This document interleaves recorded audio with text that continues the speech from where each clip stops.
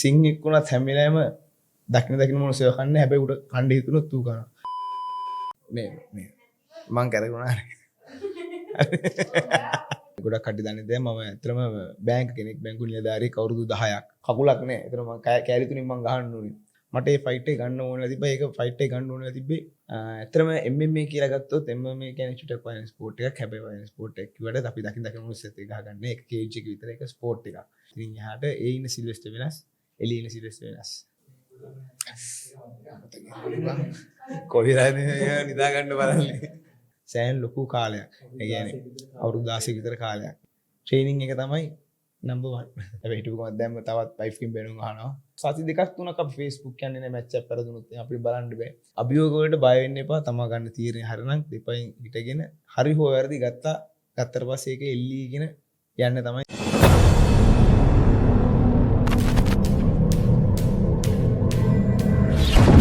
හැමෝම හිතන්නේ MMA කියන්නේ ගහගන්න ස්පෝර්ට් එකක් කියලා.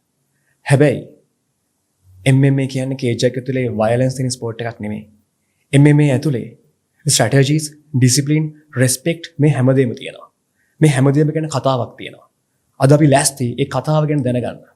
අපි අද කතා කරන්නේ CFC චැම්පියන්ෂිප් එක දිනලා KFL ෆයිටර් කෙනෙක් විදියට ඕපන් වේට් චැම්පියන්ෂිප් එක දිනපු ඒ වගේම ශ්‍රී ලංකාවේ MMA growth එක වෙනුවෙන් ගොඩක් වැඩ කරන ඒ වගේම ශ්‍රී ලංකාවේ MMA future එක වෙනුවෙන් වැඩ කරන කෝච් කෙනෙක් විදියටත් ඉන්න ඊටම දක්ෂ සටන්කාමී තරුණයෙක් ගැන. ඔහු ලෑස්ති අපිට කියලා දෙන්න. MMA පිටිපස්සේ තියෙන කතාව. MMA පිටිපස්සේ තියෙන ස්ට්‍රැටජිස් මොන වගේද කියන කාරණාව. ඒ වගේම තමයි ඔහු ලෑස්ති අපිට කියලා දෙන්න. MMA future එක මොන වගේද කියන කතාවත් ලංකාව ඇතුළේදී ඒක මොන විදියට වෙයිද කියන කතාවත් අපි ලෑස්ති ඒ කතාව අහගෙන ඉන්න. Sylvester Da Silva, welcome to the Fighters Voice. කොහොමදයි? හවුද ඉන්න මඩිය. ඇත්තටමයි මේ MMA කියපුවාම ගොඩක් වෙලාවට මිනිසුන්ගේ ඔළුවේ තියෙන ගහ ගන්න ස්පෝර්ට් එකක් කියලා. ඇත්තටම මොකක්ද මේ MMA කියලා කියන්නේ? ඇත්තටම MMA කියලා ගත්තොත් එහෙම මම පොදුවේ ගත්තොත් MMA කියන්නේ ඇත්තටම ටිකක් වයලන්ස් පැත්තට යන ස්පෝර්ට් එකක් තමයි. නැත්නම් මොකද ටිකක් ඇග්‍රෙසිව් ස්පෝර්ට් එකක් එක. ඉස්සර වගේ නෙමෙයි දැන් ඇත්තටම කම්බැට් ස්පෝර්ට් එකට හොඳ දැනක් තියෙනවා. මොකද MMA කික් බොක්සිං සඳහා ගොඩක් වේරියේෂන්ස් තියෙනවා. ස්පෝර්ට් මිනිස්ට්‍රීස් තියෙනවා. එතකොට නැෂනල් ලෙවල් එකකින් ගොඩක් ගයිඩන්ස් හම්බ වෙනවා. ඉතින් ඒක හින්දා කම්බැට් ස්පෝර්ට් එක ඉස්සර තිබ්බට වඩා ගොඩක් ඉස්සරහින් තමයි දැන් තියෙන්නේ. ඇත්තටම MMA කියලා ගත්තොත් MMA කියන්නේ චුටක් වයින් ස්පෝර්ට් එකක්. හැබැයි වයින් ස්පෝර්ට් එක කිව්වට අපි දකින්න මොනසෙත් එක ගහගන්න ඒක කේජ් එක විතර ඒක ස්පෝර්ට් එකක්. ඉතින් එහාට කිසිම දෙයක් නැහැ. ස්පෝර්ට් එකක් විදිහට තමයි ඒක යන්නේ ඉස්සරහට. ඇත්තටමයි දැන් මේ MMA වලට ඇග්‍රෙසිව් වෙන්න එක අනිවාර්යද? ඒ කියන්නේ ඇග්‍රෙසිව් මූවමන්ට් එකක් තියෙන්න ඕනද ඇඟ ඇතුලේ MMA යන්න? අනිවාර්යයෙන්ම ඇග්‍රෙසිව් කියන එක ඕන මොනසෙට තියෙනවා. ඒක ඇවිල්ලා මොනසෙක් කියන්නේ උපතින් වෙන ඇග්‍රෙසිව් කලාකාරී මොනසෙක්. ඉතින් අපි මේ තමයි ඒවට යම් යම් සීමා පනවගෙන අපි බොරුවට නියන් තැම්පත් වෙලා ඉන්නේ. ඇත්තටම ඇග්‍රෙසිව් කියන එක අපි හැම කෙනෙක්ම ඇඟේ තියෙනවා. ඉතින් ඒක එළියට එන එක තමයි මේකෙදි වෙන්නේ. ඇත්තටම ස්පෝර්ට් එකක් විතර ගත්තොත් ඒක ගොඩක් ස්කිල්ස් ඕනේ. ඇග්‍රෙසිව් කම තිබ්බට විතරක් MMA කරන්න බෑ. ඒක ගොඩක් සැක්‍රිෆයිස් තියෙන්න ඕනේ. ගොඩක් ස්කිල්ස් ඩෙවලොප් කරගන්න ඕනේ. ඒකට තමයි MMA කියන ස්පෝර්ට් එක කරගන්න පුළුවන් වෙන්නේ. ඇත්තටම මේ MMA කියන්නේ ස්ට්‍රීට් ෆයිටින්ග්ද? එහෙම එකකුත් සමහර වෙලාවට මට අහන්න පුළුවන් වෙලා තියෙනවා. නෑ ඇත්තටම MMA කියන්නේ MMA කියලා ගත්තොත් අපි මේන්ලි ගොඩක් ඉස්සෙල්ලාම යනවා අපි ස්ට්‍රයිකින්, ග්‍රැප්ලින් ඇන්ඩ් රෙස්ලින්. ඔය තුන තමයි මේන්ලි. එතකොට ඔකෙදී ඇත්තටම ගහ ගන්නවා කියලා කිව්වොත් එහෙම අපි හිතන්නේ අපි හිටගෙන ගහ ගන්න එක විතරයි. ඉතින් එහාට ගියාම රෙස්ලින් තියෙනවා. එතකොට අපි කෙනෙක්ව බිමට ගන්න විදිය. ඊට පස්සේ ග්‍රවුන්ඩ් ඇන්ඩ් පවුන්ඩ්. එතකොට සබ්මිෂන්ස් ඒ වගේ ෆ්ලෝ වර්ක්ස් ගොඩක් තියෙනවා. ඉතින් මේ ඔක්කොගේම එකතුවක් තමයි MMA කියන්නේ. එතකොට ස්ට්‍රීට් ෆයිටින් වලට චුට්ටක් ළඟින් යනවා. මොකද ටිකක් ඒ කියන්නේ දැන් නීති මාලාවට යම්කිසි කොටු කිරීම දිහා බැලුවොත් එහෙම ඒකෙදි MMA කියන පරාසයේදී ටිකක් විශාල පරාසයකට ස්ට්‍රීට් ෆයිටින් කියන්නේ වෙනමම සටන් කලාවක්. ඔව් ස්ට්‍රීට් ෆයිටින් කියන ඇත්තටම සටන් කලාවක් නෙමෙයි. පාරේ ගහ ගන්න ඕන කියලා ස්ට්‍රීට් ෆයිට් එක කියලා කියන්න පුළුවන්. කියන්න පුළුවන්. ඊළඟට මට අහන්න ප්‍රශ්නයක් තියෙනවා. සාමාන්‍යයෙන් රින් එක ඇතුලේ ඉන්න සිල්වෙස්ටර් සහ රින් එකෙන් එළියේ ඉන්න සිල්වෙස්ටර් දෙන්නම දෙන්නෙක්ද නැත්නම් එක්කෙනෙක්ද? දෙන්නෙක්. පැහැදිලිව දෙන්නෙක්. කොහොමද ওই දෙන්න වෙනස් වෙන්නේ? ඇත්තටම මේක ෆෝකස් එක. කියන්නේ මැච් එකට මම ට්‍රේනින් කරන වෙලාවේදී ඒ ඉන්න සිල්වෙස්ටර් වෙනස්, මැච් එකේ රින් එකේ ඉන්න වෙනස්. හැබැයි එළියේදී හරි විනෝදකාමී පුද්ගලෙක් කතා බහ කරලා hina වෙලා ඉන්න කැමති චරිතයක්. ඉතින් රින් එකේ යනකොට ඒක තමයි කිව්වේ. හැම දෙයකටම අපි කැප් වෙලා තියෙනවා. ඉතින් ඒක තමයි නම්බර් 1 වෙන්නේ. ඒතර ફોකස් එක තමයි මැච් එකකදී තියෙන්නේ. ඉතින් ඉතින් එහාට ඒ ඉන්න සිල්වෙස්ටර් වෙනස්, එළිය ඉන්න සිල්වෙස්ටර් වෙනස්. එතකොට මට දැනගන්න ඕනේ මේ MMA සහ කික් බොක්සිං දෙකේම ඉතාම දක්ෂයෙක් ඔයා. මට කියන්න මේ සටන් කලාව හරහා ඔයාගේ ජීවිතය කරපු ලොකුම වෙනස මොකක්ද? ඇත්තටම මම ඇත්තටම කිව්වොතින් මම ජනතාව අතරට යන්නේ MMA ක්‍රීඩකයෙකුට වඩා කික් බොක්සිං ක්‍රීඩකයෙකුට තමයි මම ටිකක් වෛරල් වෙන්නේ. මොකද ඒකට හේතුව තමයි මම KFL චැම්පියන් ඕපන්වෙයිට් චැම්පියන්ෂිප් එකේ මම තමයි පළවෙනි චැම්පියන් වුණේ. ඉතින් ඒකෙදී ඇත්තටම අපිට ගොඩක් ලොකු අභියෝග ගොඩක් තිබ්බා. මොකද රටවල් රාශියකින් ක්‍රීඩකයෝ පැමිණියා ලංකාවට. ඉතින් ඒ වගේ තරගයකදී යම් සිදුවීම් කියන්නේ ඇත්තටම ඒකෙදී මතකයි ජෝර්ජියන් ක්‍රීඩකයෙක් හිටියා ටාසෝ කියලා. ඉතින් එයාගේ මැච් එක කට්ටිය ගොඩක් හිතා හිටියේ එයා බෙල්ට් එක ලංකාවෙන් අරන් යයි කියලා. ඉතින් මේ මැච් එක තමයි මගේ ටර්නින් පොයින්ට් එක. ඒකෙදී ඇත්තටම අපිට ෆයිටර්ස්ලා සිලෙක්ට් කරගන්න තිබ්බේ. ඒකෙදී අපේ ලීග් එකේ හිටපු බෙස්ට් ෆයිටර් තමයි ඇත්තටම මලින්ද අමරසිංහ මයි ට්‍රේනින් පාර්ට්නර්. ගොඩක් කට්ටිය හිතා හිටියේ මලින්ද බෙල්ට් එක ගනී කියලා. ඒකට එතනදී ඇත්තටම උනේ ටාසෝ ෆස්ට් රවුන්ඩ් නොකවුට් කරනවා මලින්දව. එතකොට ලංකාවෙන් එළියට බෙල්ට් එක යන්න තමයි තිබ්බේ පොතේ. ඔක්කොම ඒක අතහැරලා තිබ්බේ පළවෙනි බෙල්ට් එක මේ KFL එකේ. ඉතින් ඒ වෙලාවේදී අපිට පුළුවන් චැලෙන්ජ් කරන්න ෆයිටර්ට. ඉතින් ඒ වෙලාවේදී මම ගොඩක් කට්ටිය දැන් ඇත්තටම හිතුවේ එතනින් එහාට බලාපොරොත්තු අතහැරලා ශ්‍රී ලංකාවේ ඇත්තටම මගේ වයිෆ් පවා කිව්වේ ආවාට දැන් මොකද අපිට සිලෙක්ට් කරගන්න තියෙන අන්තිම 4 දෙනා හිටියේ. ඒතර අන්තිම 4 දෙනාගෙන් කෙනෙක් ටාසු එක්කෙක් මම තව සොනික් කැන්ඩි බෝයි අනිත් එක්කෙනා ලක්ෂිත් මගේ ට්‍රේනින් පාර්ට්නර්. අපි 4 දෙනා හිටියේ. ඒතකොට එතනදී මට chance එකක් ආවා ෆයිටර් කෙනෙක්ව සිලෙක්ට් කරගන්න. එතකොට මම සිලෙක්ට් කරේ ටාසෝ. එතකොට ඒ වෙලාවේ ඇත්තටම මගේ ඔළුවේ තිබ්බේ ටාසෝ තමයි මම සිලෙක්ට් කරගන්න කියලා. ඒකට තමයි මම ට්‍රේනින් කරේ. හැබැයි අනිත් කට්ටිය දන්නේ නැහැ. ඒක කවුරුත් දන්නේ මගේ වයිෆුත් කිව්වේ. කොහොමද එච්චර ලොකු කොන්ෆිඩන්ස් එකක් ආවේ? කියන්නේ ඒ වෙලාවේ ටාසෝට ගහනවා කියලා. ඇත්තටම ඒක ඇවිල්ලා ඉන්ස්ටිට් ඒ කියන්නේ සිංහෙක් වුණත් හැම වෙලාවෙම දකින්න මොනසෙව කන්නේ. හැබැයි උඩ කණ්ඩ හිතුනොත් ඌ කරනවා. මට ඒ ෆයිට් එක ගන්න ඕනලා තිබ්බා. ඒක ෆයිට් එක ගන්න ඕනලා තිබ්බේ මට ඒ ටාසෝ දැකපු දවසේ. ඒක ඔටෝමැටික්ලි උනේ. ඒ වුණාට මට ඒ වෙලාවේ ගන්න හම්බුනේ නැහැ. ඊට පස්සේ ඊළඟ වාරේදී මම ටාසෝ ගන්නවා. ටාසෝ අරලන් ඇත්තටම ඉතාමත් සියුණු සටනකින් පස්සේ ඒ තරගය ජයග්‍රහණය කරනවා. ඊට පස්සේ තමයි මම වෛරල් වෙන්නේ. ඇත්තටම KFL ඉඳන් මම ටිකක් ජනප්‍රිය වෙන්නේ. KFL නිසා තමයි සිල්වෙස්ටර් සිල්වාව ලංකාව අඳුරගන්නේ. ඉතින් එතන තමයි මගේ ටර්නින් පොයින්ට් එක. ඒක තමයි මගේ මේ මෙතෙක් ගත ජීවිතේ දක්ෂ මේ මගේ ආසම් ෆයිට් එකත් ඒක තමයි. ඇත්තටම MMA කියන්නේ ෆයිට්ස් ගොඩක එකතුවක්. ඒ කියන්නේ කම්ප්ලීට් පැකේජ් එකක්. කවදාද හිතුනේ කම්ප්ලීටඩ් MMA ෆයිටර් කෙනෙක් වෙන්න ඕනි කියලා? ඇත්තටම මම මේ ක්‍රීඩාව පටන් ගන්නේ 7 වර්ෂයේදී. 7 වර්ෂයේදී කුරුණෑගලින් ටිකක් ඈත ගමකට වෙන තමයි ට්‍රේනින් පටන් ගන්නේ උෂු සන්දා. මම ඉස්සෙල්ලාම ස්පෝර්ට් එකේ ගිහලා උෂු සන්දා කියන්නේ කික් බොක්සිං and wrestling. ඔය දෙකේම එකතුවක් තමයි සන්දා කියන්නේ. ඉතින් එතන මම ට්‍රේනින් කරනවා 2007 ඉඳන් 2009 වෙනකන්. එතකොට ඉන්ටර් ක්ලබ් ටූර්නමන්ට් එකක් ගහනවා. ඊට පස්සේ මම 2011 වර්ෂයේදී එනවා Kurunegala life fitness workout gym එකේ. එතකොට ප්‍රියන්ත රාජපක්ෂ සෙන්සේ විදිහට හිටියේ. එතන ඇත්තටම ෆුල් කන්ටැක්ට් කරාතේ ආයතනයක්. ඉතින් එතෙන්ට මම එකතු වෙනවා. එතනින් මම මොකද මගේ ඔළුවේ තියෙන්නේ ස්ට්‍රයිකින් තමයි මට ඕනේ කියලා. ඉතින් කික් බොක්සිං තමයි එතන තිබ්බේ. කික් බොක්සිං සහ ෆුල් කන්ටැක්ට් කරාතේ කියන ක්‍රීඩා දෙක. ඉතින් මේ දෙක මම හදාරන අතරේ මම සඳහා ට්‍රේනින් කරනවා. ඉතින් එතනදී තමයි මම 2014 වර්ෂයේදී මම ජාතික ක්‍රීඩාවලදී පළවෙනි රිදී පදක්ම ලබා ගන්නවා. එතන ඉඳලා 2014 2017 සහ 2019 2021 අවුරුදු පහම ජාතික ක්‍රීඩාවලදී මම සිල්වර් මෙඩල් එක ගන්නවා. එතකොට ෆුල් කන්ටැක්ට් කරාතේ වල 2015 2016 2017 2018 2019 සහ 2021 වෙනකන් මම මගේ weight class එකේ චැම්පියන්. ඊට අමතරව තායි බොක්සිං නැෂනල් චැම්පියන් වෙනවා 2019 වසරේදී. සහ බොක්සිං මේචර් එවිනෝයිසස් එකේ මම බ්‍රොන්ස් මෙඩල් එක ගන්නවා. ඉතින් ක්‍රීඩා ගොඩක් එකතුවක්. ඉතින් ඒ එකතුව ඇත්තට මට MMA වලට උදව් වුණා. ඇත්තටම මම ඒක මම කිව්වේ මම ඇත්තටම MMA ෆයිටර් කෙනෙක් වලට වඩා මම ඇත්තටම ජනතාව අතර ඉන්නේ ස්ට්‍රයික් කෙනෙක් විදිහට කික් බොක්සර් කෙනෙක් විදිහට තමයි මම යන්නේ.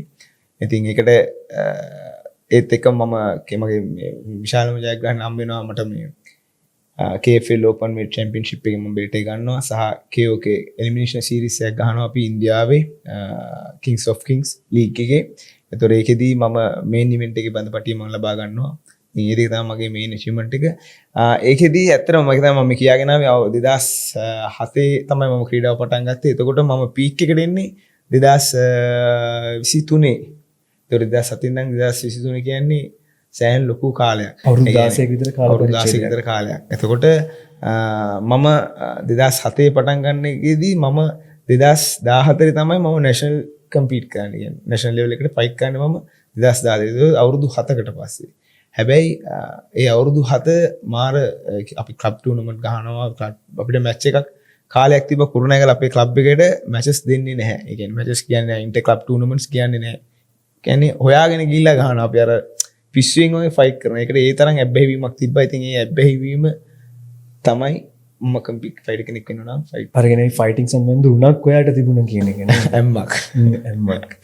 ඉතින් ඒක තමයි පටන් ගම. ඉතින් ඒක තමයි මම කියන්නේ ඇත්තටම දැන් ඇත්තටම මේ ක්‍රීඩාවේ ගොඩක් තරුණ පිරිස රැඳෙන්නේ නැති හේතුවක් තියෙනවා. එන්නේ මැච් එකක් ගහන්න බලාගෙන. ඉතින් එහෙම ෆයිට් කරන්න බෑ. ඒකට ලොකු කැපකිරීමක් කරන්න ඕනේ. ඒක ගොඩක් ලොකු ඉවසීමක් තියෙන්න ඕනේ. ගොඩක් ස්කිල්ස් ඉම්ප්‍රූව් කරගන්න තියෙනවා. ඒ ඔක්කොම ටික එකතු වුණාම තමයි එයාට හොඳ ෆයිටර් කෙනෙක් වෙන්න පුළුවන් වෙන්නේ. ඔයයි ෆයිටින් කරන අතර ස්ට්‍රයිකින්, ග්‍රැප්ලින්, රෙස්ලින් මේ තුනම බැලන්ස් කරනවා. කොහොමද අතර මේ තුනම බැලන්ස් කරන්නේ? ඒකත් වෙනම වැඩක්. ඔව් ඇත්තටම ඒක තමයි මම කිව්වේ. මම ඇත්තටම කියන්නේ මම ෆයිටර් කෙනෙක්. මම එක තැනක හිර වෙලා නැහැ. මම මොකද මම සන්දා වලට ට්‍රේනින් කරනවා. සන්දා මැචස් ටිකක් ලඟ වුණාම නැෂනල් ඉවෙන්ට් එකට ඒක ට්‍රේනින් කරනවා. ඒතර ඒකෙදී අපි රෙස්ලින් පැත්ත බලනවා. රෙස්ලින් පැත්ත, ස්ට්‍රයිකින් පැත්ත වෙනවා. ඊට පස්සේ ෆුල් කන්ටැක්ට් වුණාම වෙනම එතකොට කික් බොක්සින් කිව්වම වෙනම එකක්. තායි බොක්සින් කිව්වම ලිම්ස් 8ම පාවිච්චි කරනවා. ඉතින් ඔය හැම එකකම ඉතින් අපි ට්‍රේනින් කරනවා. ඉතින් ට්‍රේනින් එක තමයි නම්බර් 1.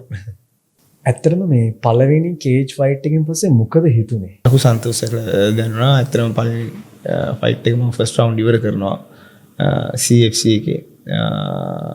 මොකද ඇත්තටම අපි ට්‍රේනින් කරේ අපිට කෝච් කෙනෙක් නැතුව.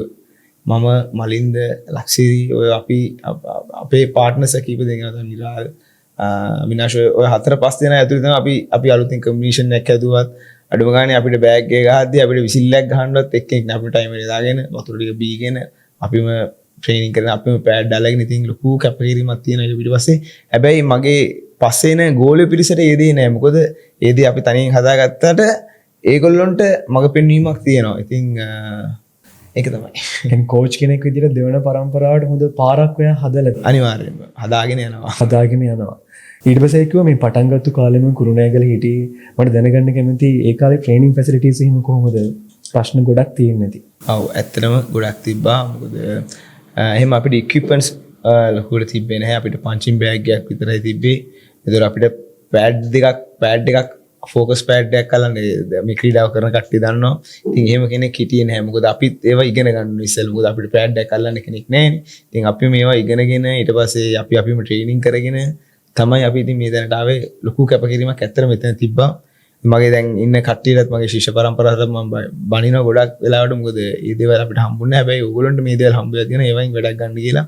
ඉතින් ඇත්තටම ලොකු බාධක ගොඩාක් මැද්දේ අදගෙන ගියේ. දැන් ගත්තොත් එහෙම අපේ ජිම් එකට આવොත් එහෙම පන්චි බෑග් 8ක් එල්ලලා තියෙනවා. ඉතින් පෑඩ් ෆෝකස් පෑඩ් හැම දෙයක්ම තියෙනවා. ෆැසිලිටිම තියෙනවා. ඉතින් අපේ කාලේ ඒ කිසිම දෙයක් තිබුණේ නැහැ. අවුරුදු 16කට 17කට කලින් කුරුණෑගල MMA ප්‍රැක්ටිස් කරපු සිල්වෙස්ටර් සිල්වා කියන ඒ තරුණයාට දැන් අවවාදයක් දෙනවා නම් මේ පරිණත කෝච් කෙනෙක් විදිහට වැඩ කරන මේ සිල්වෙස්ටර් සිල්වා දෙන අවවාදයේ ඇඩ්වයිස් එක මොකක්ද? ඇත්තටම එක තමාට තමා. ඉතින් මොකද මම ඇත්තටම ඔයගොල්ලෝ දන්න දෙයක් තියෙනවා. ගොඩක් කට්ටිය දන්නේ නැහැ. මම ඇත්තටම බැංක කෙනෙක්. බැංකු නිලධාරියෙක් අවුරුදු 10ක් මම පෞද්ගලික බැංකුවක සේවය කරා. එතකොට ඒ අතරේ මට හම්බෙනවා මගේ ෆස්ට් ටූර්නමන්ට් එක මට ඉන්ටර්නැෂනල් ටූර්නමන්ට් එකක් මට යන්න හම්බෙනවා ජපාන් වලට ඔසකා වලට. ඉතින් ඒකෙදි මට නිමාඩු හම්බුනේ නැහැ බැංකුවෙන්. ඉතින් මම එදා හිතාගත්තා මොකද මම දෙපැත්තක් අඩිය තියයිටි දෙපැත්තක් නැද ක්‍රීඩාවද වෘත්තියද මම ඒ වෙලාවේ රිස්ක් එකක් ගත්තා. රිස්ක් එකක් අරගෙන මම ස්පෝර්ට් පැත්තට අඩිය තිබ්බා. මම බැංකුවෙන් මම අයින් වෙනකොට මම ඇසිස්ටන්ට් මැනේජර් කෙනෙක්. ඉතින් මම ඒ ජොබ් එක අයින් වෙලා මම 2019 තමයි මම ෆුල් ටයිම් ස්පෝර්ට් පැත්තට ආවේ. මට දෙන්න තියෙන අවවාදේ මටම දෙනවා නම් ඇත්තටම අභියෝග වලට බය වෙන්න එපා. තමා ගන්න තීරණය හරිනම් දෙපයින් හිටගෙන හරි හෝ වැරදි ගත්තට පස්සේ ඒක එල්ලීගෙන යන්න තමයි තියෙන්නේ. ඉතින් ඒ දේ මම කරා. ඒක හින්දා මට අවවාදයක් දෙන්න මට බෑ. මොකද මම ඒක කරපු හින්දා.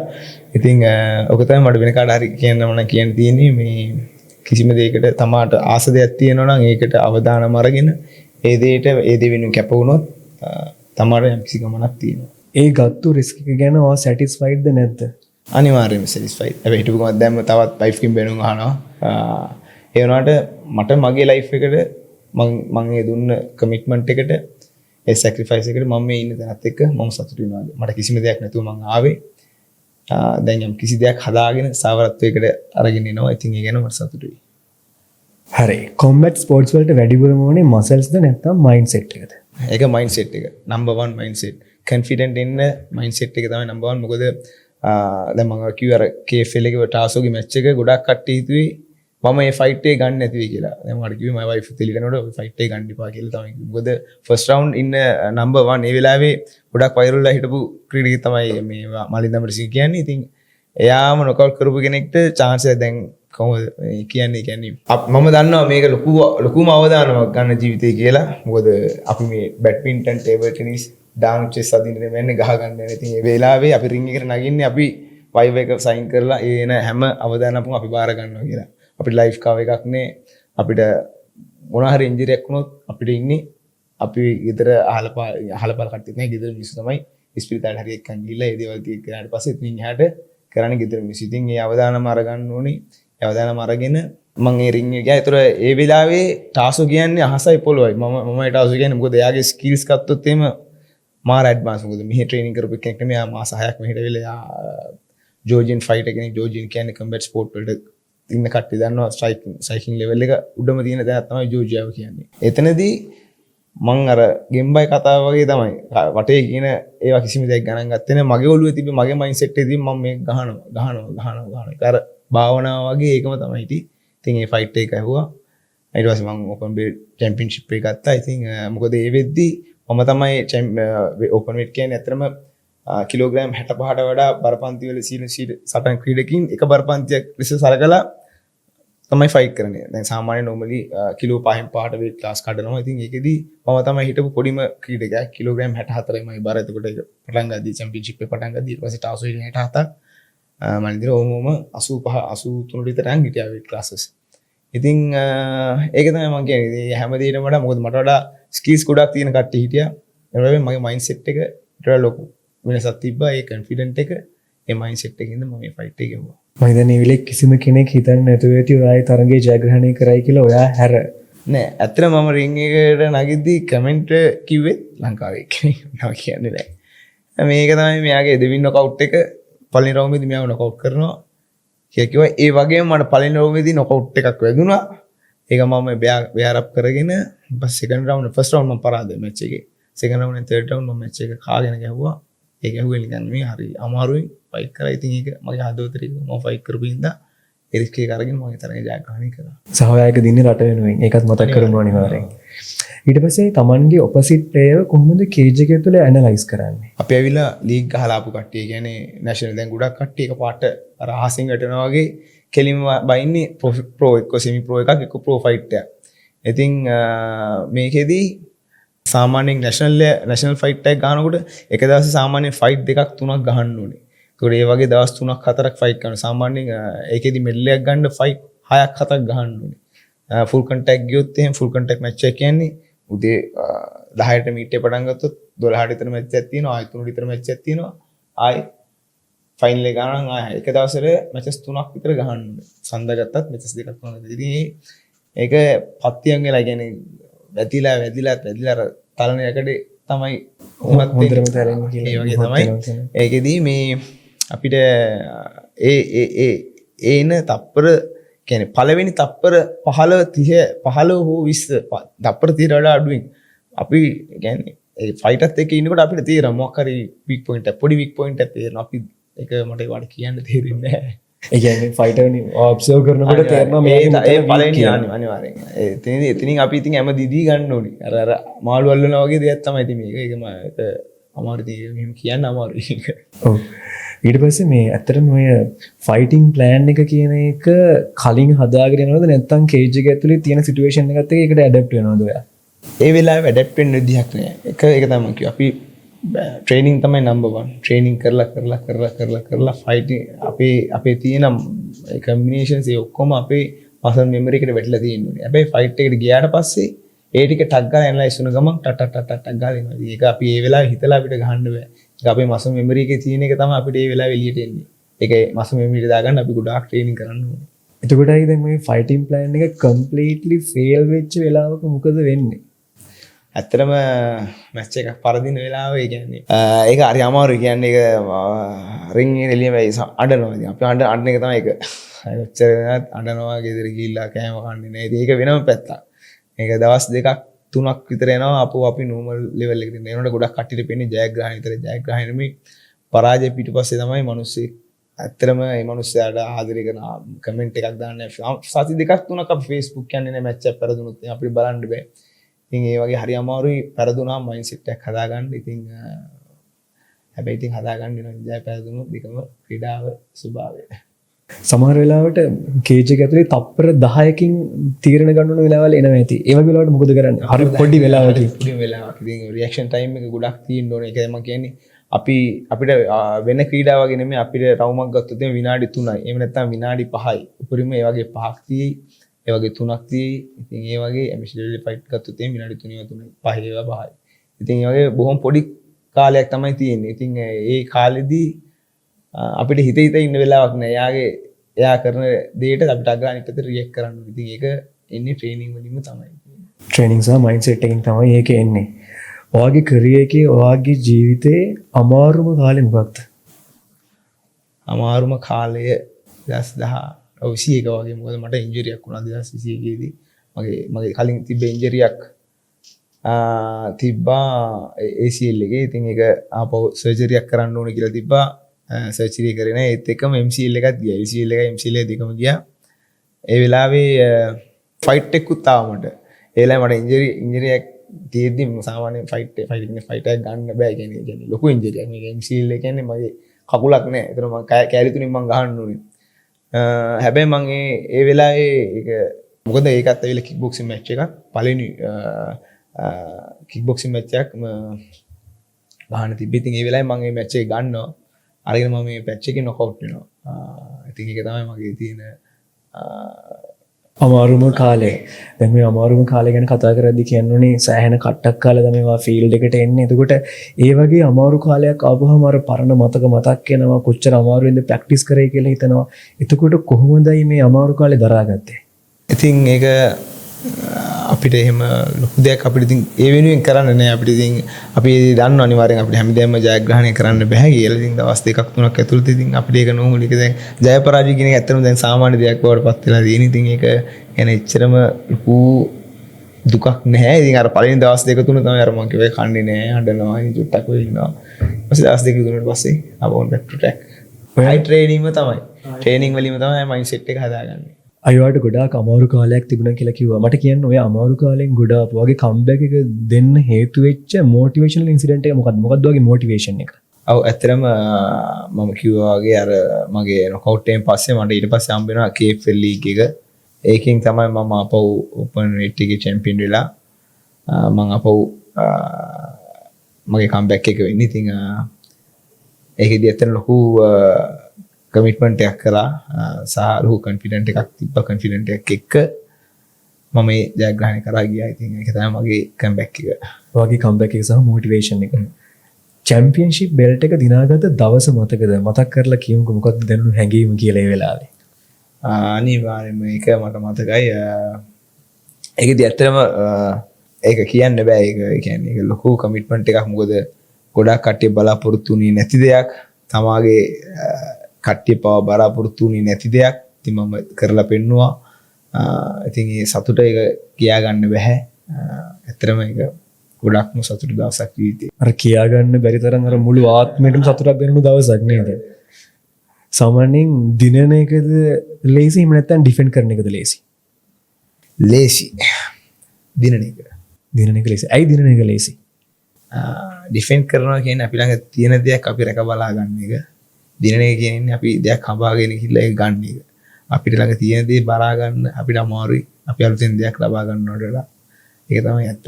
අපිට ප්‍රෙෂර් එක වැඩි අපි ළඟ තියෙන දේ අපිට රැක බලා ගන්නකොට. මොකද අපිට ඒකෙම අපි ජීවත් වෙලා ඉන්න නම් අපිට ගැටලුවක් නෑ. අපිට වෙන දේවල් ඔක්කොම අයින් කරලා ඒකෙම ඉන්න ඕනේ. එහෙනම් අපිට ඒ දේ කරන්න පුළුවන්. එහෙම නැතුව ඩිෆෙන්ඩ් කරන එක අමාරුයි අලුත් දෙයක් ලබා ගන්නවට වඩා. ඕපන් වෙට් ඩිවිෂන් එකේදී තියෙන ලොකුම චැලෙන්ජ් එක මොකද ෆයිට් කරනකොට වාට? ඇත්තටම මම ටිකක් පොඩි ෆයිට් එකක්. ඒ ඕපන් වෙට් චැම්පියන්ෂිප් ලීග් එකේ හිට පොඩිම ෆයිට් ඉතින් මම ශරීරයෙන් සහ බරින් ඉතින් ඒක තමයි මට තිබ්බ ඇඩ්වාන්ටේජ් එක සහ ඩිස්ඇඩ්වාන්ටේජ් එක කියන දෙකම ඒක තමයි. මොකද මට ලොකු කෙනෙක් හම්බුණා මට යාගේ ළඟට ගියාම මට වාසි ඒක ළඟට යන්න අමාරුයි. ඉතින් දෙකම තියෙනවා. ඉතින් ඒක තමයි මගේ අවාසිය. මගේ ශරීරය සහ බරින් පොඩි එක ඉතින් ඒක වාසියට මම පාරලා ගත්තා. ඔව් ඇත්තටම දැන් Tamanට වඩා ටිකක් බර ඔපොසිට් ප්ලේයර් කෙනෙක් දාකපුවාම පළවෙනිටම හිතට එන තෝට් එක මොකක්ද? සිතුවිල්ල මොකක්ද? මම ළඟට යන්න ඕන. ළඟ රේන්ජ් එකට යන්න. ඒ දේ තමයි. ඇයි එහෙම හිතන්නේ ඇත්තටම ළඟට යන්න ඕනේ කියලා යට වඩා? මොකද එයා ඉතින් දුරයිනේ යාගේ රීට් ඇඩ්වාන්ටේජ් එක වැඩි මට වඩා. ඉතින් මම යාට ළඟට ගියොත් තමයි මට යාව කන්ටැක්ට් කරගන්න පුළුවන්. ඉතින් ඒක තමයි මට තියෙන ලොකුම අභියෝගය. කරියර් එකේ හම්බෙච්ච ටෆ්ම ඔපොසිට් ප්ලේයර් කවුද? ඒ කියන්නේ ගහගන්න අමාරුම මාර ටෆ් කියලා දැන් හිතද්දිත් මතක් වෙන. ටාසු. හේතුව මොකක්ද? හේතුව ස්කිල්ස්. යාගේ ස්කිල්ස්. එහෙම නැත්නම් ඔය ඔළුවේ එකක් හදාගෙන හිටියද මෙයා ගහන්න අමාරුයි කියලා? නෑ. මට එහෙම ෆයිටර්ස් නෑ. ඒක තමයි මම කියන්නේ මම ඇවිල්ලා ෆයිට් එක කියන්නේ මට ඒක රෙස්ලින්ග්ද කික් බොක්සින්ග්ද MMA ද ෆුල් කන්ටැක්ට්ද ඒ ඉවෙන්ට් එක ආදාරනේ මම නගින්නේ එහා පැත්තෙන් කවුද නගින්නේ කෝනර් මැග්ග්‍රෙගර්ද මහසෝනද නැග්ගොත් ගහන්න ඕනේ. ගහලා තමයි බහින්නේ. ඒක ප්‍රශ්නයක් නෑ මට. ඒ වුණාට ඒ වෙලාවේ එයාගේ ස්කිල්ස් එක ගද්දි එයා තමයි මට හම්බ වෙන ටෆ්ම ෆයිටර්. ඒ කියන්නේ ඔපොසිට් ප්ලේයර් කවුරු ආවත් ඔයා ගහන්න ලෑස්ති. අනිවාර්යයෙන්ම. ඒක මාර මොරල් එක. ඒක ඉතින් ට්‍රේනින් වලින්ම තමයි එන්නේ. කව හරි රීමැච් එකක් වෙනුවෙන් සජෙස්ට් කරනවා නම් කව සජෙස්ට් කරන්නේවා? රීමැච් එකක් කියන්නේ මට එහෙම රීමැච් එකක් නෑ. හැබැයි මට රීමැච් එකක් හම්බුනොත් මට හම්බෙන්නේ කෙනෙක් ඉන්නවා ශ්‍රීමල් රොඩ්රිගෝ මගේ ඕපන් චැම්පියන්ෂිප් බෙල්ට් එකෙන් අපව එයයි මගේ ෆයිට් එක. ඇත්තට මේ ෆස්ට් පළවෙනි රවුමේ එයයි මම හැප්පුණා. හැප්පලා මම මේ ෆයිට් එක දිනුවා. ඊට පස්සේ ඊළඟ ෆයිට් එකේදී එයා දිනුවා. ඒක ගොඩක් ක්ලෝස් ෆයිට් එකක්. එයා එක්කෙනෙක් තව එක්කෙනෙක් ඉන්න එයාගේ නම මම කියන්නේ. එයාගේ නම කියන්නේ නැහැ. ඔව්. විනිං ස්ට්‍රීක් එකක් වගේ එකක් කොහොමද? එතනදී ලොකු කොන්ෆිඩන්ස් එකක් එනවනේ. ඒ කොන්ෆිඩන්ස් එක කන්ට්‍රෝල් කරන්නේ කොහොමද? ඒ වෙලාවේදී අපිට මයින්ඩ් සෙටප් එක හැදෙනවා. ඇත්තටම මැච් එකක් ගැහුවා දෙකක් ගැහුවා තුනක් ගැහුවා කියන්නේ ඒක කෙලින්ම ඊට පස්සේ ගහගෙන කියන්නේ ඒක මට කියන්න තේරෙන්නේ නැහැ. ඒක මම හිතන්නේ අපේ විශ්ව එක වෙන්න ඕනේ. අපි දන්නේම නැතුව අපි ඒකට එකතු වෙනවා. අපේ විශ්ව ශක්තිය මම හිතනවා යම් කිසි ශක්තියක් ඇති කියලා. ඉතින් මොකද අපේ විල් එක තමයි අපි දෙයක් බලාපොරොත්තු වෙන මගේ ජීවිතේ නම් මම දෙයක් හිතුව මට ඕනේ කියලා හිතනොත් මට ඒදී පස්සේ මම නිකන් ඉන්නේ නෑ මහන්සි වෙනවා. ඒදී මට හම්බෙලා තියෙනවා. ඒක බේට් එක විතරක් නෙමෙයි මගේ පෞද්ගලික ජීවිතේත් ඒ දේවල් මට හම්බෙලා තියෙනවා. ඉතින් මම හිතන්නේ විල් එක අපි දෙයක් බලාපොරොත්තු වුණොත් ඒක පස්සේම අපි හිටියොත් අපිට වටපිටාවේ තියෙන ස්වභාව ධර්මයනුත් හැබැයි හරි විදියට හිටියොත් ඒ දේ අපිට හම්බ වෙනවා. ඒ කියන්නේ ඔයාගේ ඩ්‍රීම් එක ෆලෝ කරගෙන ඉස්සරහටම යනවා. අනිවාර්යෙන්ම. ඊට පස්සේ මේ ඔයා ෆයිටර් කෙනෙක්. ඒක අපි හොඳටම දන්නවා. ෆයිටර් කෙනෙක් වෙලා ඉඳලා දැන් ඔයා කෝච් කෙනෙකුත් වෙනවා. මට කියන්නකො මේ දෙකේ ඩිෆරන්ස් එක මොකක්ද? ඔයාලට දැනෙන ඩිෆරන්ස් එක මොකක්ද? මොකද ඔයා ෆයිටර් කෙනෙක් වෙලයි කෝච් කෙනෙක් වෙන්නේ. ඇත්තටම ලංකාවේ නැති දේත් ඒක. ගොඩක් කෝචස්ලා එනවා ඒගොල්ලෝ රින් එක්ස්පීරියන්ස් එකක් නැහැ. මොකද්ද වෙන්නේ කියලා දන්නේ නැහැ. රින් එකේ මොකද්ද වෙන්නේ කියලා දන්නේ නැහැ. කොහෙන් හරි වීඩියෝ කැලලක් බලනවා. ඒක දෙනවා කම්බිනේෂන් ටිකක් හදනවා දෙනවා. ඉතින් ඒක නෙමෙයි ඇත්තටම කෝච් කෙනෙක් කියන්නේ යාට රින් එක්ස්පීරියන්ස් එකක් අනිවාර්යෙන් තියෙන්න ඕනේ. ෆයිටින් බෑග්ග්‍රවුන්ඩ් එකක් අනිවාර්යෙන් තියෙන්න ඕනේ. එතකොට තමයි ඒක ඇතුලේ මොකද්ද වෙලා වෙන්නේ කියලා දන්නේ. මොකද රින් එකට ෆයිටර් කෙනෙක් ඇතුළට යනකොට එයාගේ ඉන බෑක්බෝන් එක, එයාගේ කෝන් එක, එයාගේ කෝන් එක සහ එයාගේ කෝච්. එයා මගේ ළමයිම ගස්සනවා මම අනිත් පැත්තේ මේ පැත්තේ රින් එකේ නගිනකොට මගේ ෆයිටර් වරගෙන එහා පැත්තේ රින් එකේ නගිනගෙන සිල්ලත් එක්කනේ ඉන්නේ. කියන අර ඒ තැනට හදන්නේ ඒක හරි අමාරුයි. ඒක හරි අමාරු වැඩක්. ඒ කියන්නේ ගොඩක් ක්‍රිෂුව රැඳින්න නැති එකයි. ඒක අර ඉටිපන්දන් හදුන් කූරු වගේ ළමයි හදන්න බෑ මේ ක්‍රීඩාවේදී වෙනම මයින්ඩ්සෙට් එක. අර නියම කොල්ලෙක් හදන්න පුළුවන් හොඳ ක්‍රීඩාවක් තමයි කම්බැට් ස්පෝර්ට් කියන්නේ මාෂල් ආර්ට් කියන්නේ. ඒක වෙනම ලෙවල් එකක්. ඉතින් ඒ තැනට ගන්න හරි අමාරුයි. ඇත්තටම මගේ රින් එක්ස්පීරියන්ස් එකත් එක්ක මට ෆයිටර් කෙනෙක්ව හදන එක ලොකු අභියෝගයක් වුණේ නැහැ. මොකද මට මේ බෑග්ග්‍රවුන්ඩ් එක තියෙන හින්දා. කෙනෙක් ෆයිටර් කෙනෙකුට තව ෆයිටර් කෙනෙක්ව හදන්න පුළුවන් කියන. අනිවාර්යෙන්ම පුළුවන්. දැන් මට ඔය කෝච් කරනකොට ගොඩාක් ලංකාවේ යන් ෆයිටර්ස්ලා හම්බෙනවා ඇති. මට කියන්නකෝ ඒගොල්ලන්ගේ තියෙන ලොකුම වීක් පොයින්ට් එක මොකක්ද? ඒගොල්ලෝ කරන ලොකුම වරද මොකක්ද? කමිට්මන්ට්. නෝ කමිට්මන්ට්. ඒගොල්ලෝ බලන්නේ දැන් ඉල්ල ඒගොල්ලෝ වෙනම ලෝකෙක ඉන්නේ. ඒ කියන්නේ ට්‍රේනින් ආවත් ට්‍රේනින් ඉන්නේ ආවා බෑග් ටිකක් ගැහුවා වීඩියෝ එකක් දැම්මා මම ෆයිට් කරනවා. ඒක හැමෝටම පේන්න තමයි ඒක කරන්නේ. මාධ්‍යෙට පෙන්නන්නේ සමාජ මාධ්‍යෙට පෙන්නන්නේ. මාධ්‍යෙට සමාජ මාධ්‍යෙට. ඉතින් ඇත්තටම ෆයිටර් කෙනෙක් කියන්නේ එහෙම නෙවෙයි. ඒ තැනට එන්න පුළුවන්. එයාගේ කැරි එක හදාගත්තට පස්සේ ඒක කරන ඉන්න තමයි පෑඩ් වර්කවුට් එක ගන්න, බෑග් වර්කවුට් එක ගන්න දාන්න පුළුවන්. හැබැයි දැන් ට්‍රේනින් එන්නේ ඒ ටික කරලා වීඩියෝ එක දාන්න බලාගෙන. එන දවසක් දානවා වීඩියෝ එක දානවා ආපහු සතියක් නෑ. එහෙම වෙන්න බෑ. මේක උදේ හවස බත් කනවා වගේ, කෑම කනවා වගේ ට්‍රේනින් කියන දේ තියෙන්න ඕනේ. උදේ ට්‍රේනින් කරා නම් ආයෙ හවස ට්‍රේනින් කරනවා. දවස් 5 නෙවෙයි දවස් 7ම අඩුම ගානේ දවසක් රෙස්ට් එකක් තියාගන්න රිකවරියක් එක. අඩුවනේ දවස් 6 උදේ හවා අනිවාර්යෙන් ට්‍රේනින් තියෙන්න ඕනේ. ඒ දේ කමිට් කරන්නේ දැන් ඉන්න කට්ටිය. ඉතින් අර මං කිව්වා වගේ වෙනම ලෝකවල ජීවත් වෙන්නේ. පොළොවේ පය ගහලා ඉන්න පිරිසක් නැහැ. ලංකාවේ 10ක් ගත්තොත් 9ක් නෙවෙයි 9 මාරක්ම පොළොවේ පය ගහලා ඉන්න මිනිස්සු නෙමෙයි ඉන්නේ. ඒ කියන්නේ මේ යන් ජෙනරේෂන් එකේ ඇටිටියුඩ් සම්බන්ධ ප්‍රශ්නයක් තියෙනවා. අනිවාර්යයෙන්. ඒක මම හිතන්නේ ජෙනරේෂන් එකේ මට ඒක කියන්නේ මොකද අපිට වඩා කියන්නේ මම ෆයිට් කරලා රින් එකට එනකොට මට වඩා හිටපු සීනියර්ස්ලා කරපු දේවල් අපිට දැන් කරන්න බෑ. මේ මිනිස්සුන්ට ඉක්විප්මන්ට්ස් නැහැ. ඒ කියන්නේ වේට් ට්‍රේනින් කරන්න රෙස්ලිං එකම කරනවා මම දැකලා තියෙනවා. කඳන් උස්සලා ගහනවා පොළේ කියන්නේ. ඊ කඳන් අරගෙන ට්‍රේනින් කරනවා. ඒවා මේ රෂ්‍යාව වල නෙමෙයි දැන් ඔය කියන්නේ දැන් පොරොඩ ගල් කරවනවා. ඒවා ලංකාවේ මිනිස්සු කරනවා. ඒ කියන්නේ අපිට වඩා උඩින් හිටපු ජෙනරේෂන් එකේ ඒවා කරා. ඒවා අපි කරේ නෑ හැබැයි. අපි ඒවා කරන්නේ අපි ඊට වඩා චුට්ටක් උඩින්. දැන් ඉන්නේ මුකුත් කරන්නේ. ඉතින් ඒක ඇටිටියුඩ් එකද මොකද්ද කියලා මට තේරෙන්නේ නැහැ. ඉතින් ඒක තමයි තියෙන ප්‍රශ්නේ. කමිට්මන්ට් එකක් නැහැ කිසිම. ඔක්කොම ෂෝ ඔෆ් එක විතරයි දෙන්නේ. දෙයක් පේන්න විතරයි කරන්නේ. ඉතින් එහාට ගලාගෙන යෑමක් නැහැ. ඉතින් එහා කමිට්මන්ට් එකක් මේ වැඩ වෙනුවෙන් දෙන්නේ නැහැ. අනිත් වැදගත්ම ප්‍රශ්නයයි මේ කම්බැට් ස්පෝර්ට්ස් වලට ටැලන්ට් එක විතරක්ම ඇතිද? නෑ. ටැලන්ට් එකක් කියලා දෙයක් මම විශ්වාස කරන්නේ නැහැ. මේකට එක ඕනේ හදවත. ෆයිට් කරන්න හાર્ට් එකක් නැත්නම් ෆයිට් කරන්න බෑ. ෆයිටර් කෙනෙක් වුණාම එහා පැත්තෙන් අර මං කිව්වා වගේ මහසෝන නගින්න ඔගෙත් එක්ක හරි ගහගන්න ඒ මොරාල් එක තියෙනවා. ඒක හැදෙන්නේ ට්‍රේනින් වලින්, ඒ ස්කිල්ස් වලින්. එතකොට දැන් අපි කවුරුත් ඉපදෙද්දී අපිට කිසිම ස්කිල් එකක් නැහැ. අපි ඒවා එක අපි අයන්නේ ඉඳන් අපි ඕඩි ඉස්සෙල්ලා ඉගෙන ගන්න. ඒ වගේ තමයි. ඉතින් මේකත් ඒ වගේ තමයි. කිසිම දෙයකට කවුරුත් උපතින් සමහරවිට අතපය හතර තියෙනවා නම් හැමෝම අපි අම්මගේ කිරි බීලා හැදිනවා නම් හැමෝගෙම මේ ස්කිල්ස් එක වෙන්න ඕනේ. එහෙම වෙන්නේ නැහැ නේ. ඒක ස්කිල්ස් හැදෙන්නේ එයාගේ තියෙන කමිට්මන්ට් එකත් එක්ක. ඒ කියන්නේ මේ ෆයිටර් කෙනෙක්ගේ බෝන් ටැලන්ට් එක වගේ දෙයක් ට්‍රස්ට් කරන්නේ නැහැ. නෑ. ඒක අනිවාර්යෙන් ප්‍රැක්ටිස් කරලාම හදා ගන්න ඕනේ. ඔව්. ජාන වලින් එනවා ඇති. මොකද මම ගත්තොත් අපේ 100ගේ තාම්මගේ තාත්තා ඇවිල්ලා බොක්ස් තාත්තගේ තාත්තා ඇවිල්ලා රෙස්ලර්. ඉතින් මොනවා හරි එහෙම දේවල් ඇති.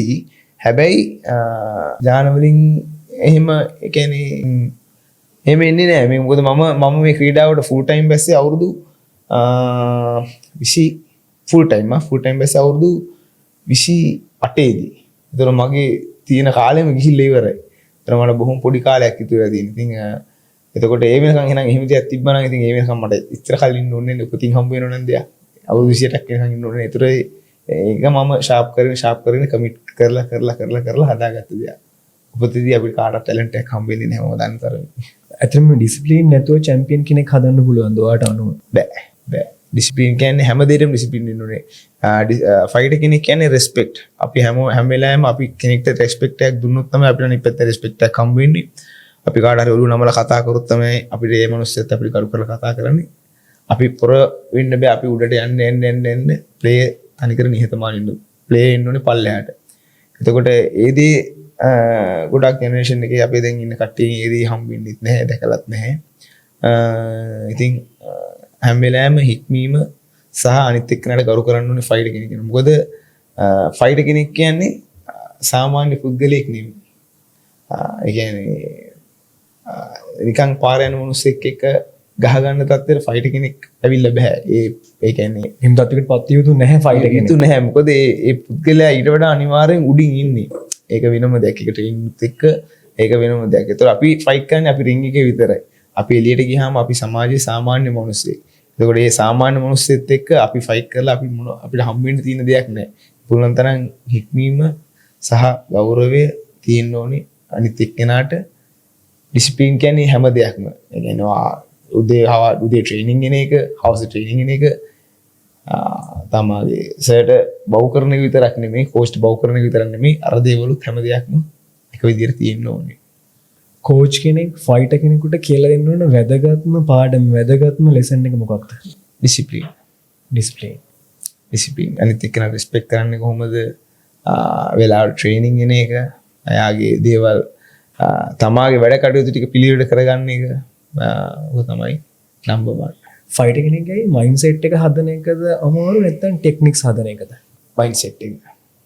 ඇයි? මයින්ඩ්සෙට් එක හදනම අමාරුයි. ගොඩාක් ස්කිල්ස් තියෙන ෆයිටර්ස්ලා මගේ ළඟ ඉන්නවා. හැබැයි ඒ ෆයිටර් මම යන්නේ නැත්තම් මැච් එක පරාදයි. කියන්නේ පරාදයි කියන්නේ එයා වැටලා ඉවරයි. ඒ කියන්නේ එයාගේ මෙන්ටලි එක ඩවුන්. ඉතින් එතකොට කෝච් කෙනෙක් වුණාම එයාගේ ස්කිල්ස් හදන්න තු බෑ. තමා අවශ්‍යමයි. ඒ කියන්නේ දැන් ගොඩක් කෝචස්ලා රින්ග් එකට ස්ටුඩන්ට්ව යවනවා. කෝච් යන්නේ නැහැ. එතකොට එයා කවදාවත් එයා වින් කරොත් මේ මැච් එක වින් කරන සම්විධානවල සෑහෙන්න අඩුයි. මොකද එයාගේ මයින්ඩ් සෙටප් එක හැදලා තියෙන ඔයාට. ඔයා තමයි එයාව හදලා තියෙන්නේ. ඔයා එයාගේ පස්සේ ඉන්නව නම් තමයි එයාට කොන්ෆිඩන්ට් එක එන්නේ. ඒතර මයින්ඩ් සෙටප් එක තමයි හදන්න අමාරුම දේ. හැදිය යුතුම දේ මයින්ඩ් සෙටප් එක. එහෙම මේ ක්‍රීඩකයෙක් නිර්මාණය වෙන එක, එහෙම කොම්බැට් ස්පෝර්ට්ස්මන් කෙනෙක් නිර්මාණය වෙන එක හොඳයිද? මං කියන්නේ කෝච් නැතුව මට දිනන්න බෑ වගේ එකක් හැදෙන එක හොඳයිද ඇත්තටම? නෑ මෙහෙමයි. ඒක කෝච් නැතුව දිනන්න බෑ කියන එක නෙමෙයි මම කිව්වේ. කෝච් නැතුව අනිවාර්යෙන් දිනාවි. හැබැයි බොහෝ දුරට පරිදි ගොඩක් වෙලාවට තමාගේ සපෝට් එකට කෙනෙක් ඉන්න ඕනේ. මොකද උතන ඔය රින්ග් එක ඇතුළට නැග්ගාම ඒක නගින මිනිස්සු දන්නවා අපි කොච්චර කිව්වත් තමාට තමා විතරයි. උඩ ඉන්න දෙයියෝවත් නෑ ඒ වෙලාවට. ඔයාට ඔයා විතරයි. දෙයියෝවත් නෑ එතන ඒ වෙලාවට. ඉතින් ඒ වෙලාවේදී පොඩි හරි ඔයාට කොන්ෆිඩන්ට් එකක් හම්බෙන්නේ මගේ කෝණ එක ඉන්න. මගේ කෝණ එක තමයි එක.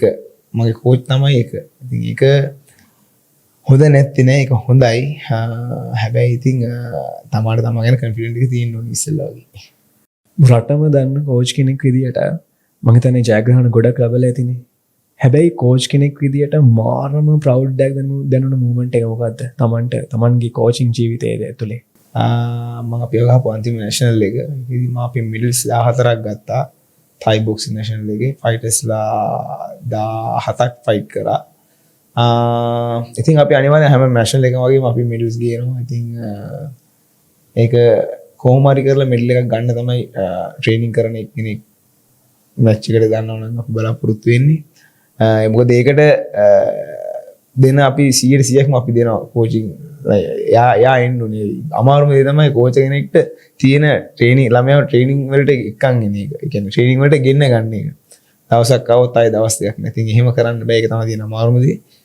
සහ තමගේ ටීම් එක කම්පිටිෂන් එකට දාලා ඒගොල්ලෝ මෙඩල්ස් ටිකක් අරගෙන අපි අර අන්තිමට ගන්න ෆොටෝ එක තියෙන්නේ. අන්නේ ෆොටෝ එක ගන්නකොට තියෙන ගැම්ම ඒක තමයි ගැම්ම. දැන් දිනන හැම මොහොතක්ම වටිනවා. අනිවාර්යෙන්ම. තව අවුරුදු 10කට පස්සේ ශ්‍රී ලංකාවේ MMA කොහේ තියෙයිද? අවුරුදු 10කින් කම්බැට් ස්පෝර්ට් MMA කියන එක ගැන විතරක් නෙවෙයි මම කතා කරන්නේ. මම ඕවරෝල් ගත්තොත් එimhe කම්බැට් ස්පෝර්ට් කියන එක ගොඩාක් ලොකු තැනකදී. හැබැයි අපිට ඉන්ටර්නැෂනල් ලෙවල් එකට අපිට යන්න පුළුවන් වේද කියලා අපි දන්නේ නැහැ. බොරු කියන්න ඕනේ යන්න බෑ. UFC ෆයිටර් කෙනෙක් ලංකාවෙන් හැදෙන මම හිතන්නේ නැහැ. ඒක ඩ්‍රීම් එකක් විතරක්ම තමයි. මොකද ඒකට ගොඩාක් දේවල් තියෙනවා. නියුට්‍රිෂන් පැත්ත අපි ට්‍රේනින් දැන අපිට මෙහෙ ගත්තොත් එහෙම අපේ කෝචස්ලාගේ ලොකු අඩුවක් තියෙනවා. මොකද ස්කිල්ස් කෝචස්ලා ඕන තරම් ෆයිටින් ක්ලබ්ස් තියෙනවා, ඕන තරම් ඇකඩමිස් තියෙනවා. ස්කිල්ස් කෝචස්ලා නැහැ. සයිකෝලොන්ට නියුට්‍රිෂන් පැත්ත අපිට දෙන්න විදිහක් නැහැ. ළමයින්ට නියුට්‍රිෂන් නැහැ, රිහැබ්ස් කරගන්න විදිහක් නැහැ. එතකොට කෙනෙක්ට ඉන්ජරියක් වුණාම ඒකට රිකවරි එකට අපිට දෙන්න විදියක් නැහැ. ඒ සඳහා කාලය වින් කරගන්න වෙලාව නැහැ වගේම ඒ සඳහා මුදල් වින් කර ගැනීමට අපිට හැකියාවකුත් නැහැ. සම්බෝලයි බතුයි ගහලා අපිට ගහ ගන්න බෑ. එතකොට මගේ කියන්නේ මම මේ කියන්නේ සුපිරි පැලැන්තිය ගැන නෙමෙයි සාමාන්‍ය පැලැන්තිය ගැන. ඉතින් මොකද මම අතේ දැන් ඉඳලා ඉන්නේ කෙනෙක්. දවසට බිත්තර ගෙඩියක් කන්න බැරි කට්ටිය ඉන්නවා. හැබැයි ඒ මිනිස්සු ෆයිට් කරන්න ආසයි. ඒ මිනිස්සුන්ට හදවතක් තියෙන ඒ නිසා ඉන්ඩියුරන්ස් නැහැ, මේ ෆිට්නස් නැහැ කියන්නේ නෑ. ඒක මොකද අනිත් රින් එක නගින අනිත් මිනිස්සුත් සම්බෝලේ බතුයි කාලේ එනවනම් ෆයිට් ප්‍රශ්නයක් නෑ. එහෙම වෙන්නේ නැහැ. එතකොට ඉන්ටර්නැෂනල් ලෙවල් එකයි ලෝකල් රින් එකයි කියන්නේ අහසයි පොළොවයි වගේ. ඉතින් ඒ තැනට යනකොට නියුට්‍රිෂන් කියන්නේ මේ වේ ප්‍රෝටීන් එක විතරක් නෙමෙයි හැමදේම ඒක ලොකු පරාසයක් තියෙන නියුට්‍රිෂන් තමා කන කෑම එකේ ඉඳන් එයා ගන්න නියුට්‍රිෂන් ටික ඒ දේවල් වෙනුවෙන් අපිට මුදල් වැය කරන්න බෑ. ඉතින් ගොඩක් කට්ටිය හිතන්නේ රුපියල් 1000ක් කාලා රුපියල් 3000ක් එකක් හදන්න ඕනේ. එහෙම කන්න බෑ. රුපියල් 3000ක් එකක් හදන්න රුපියල් 5000ක්වත් කරන්න. ඒක තමයි ඇබ්සෝබ් කරන්නේ. ඉතින් ඒ වෙනුවෙන් අපිට මුදල් වින් කරගැනීමේ හැකියාවක් නැහැ. අපිට ස්පොන්සර්ස්ලා හම්බ වෙන්නෙත් නැහැ ඒ වෙනුවෙන්. මොකද ඒක මම දන්නවා. මොකද ඒක හැමදාම කතා වෙනවා.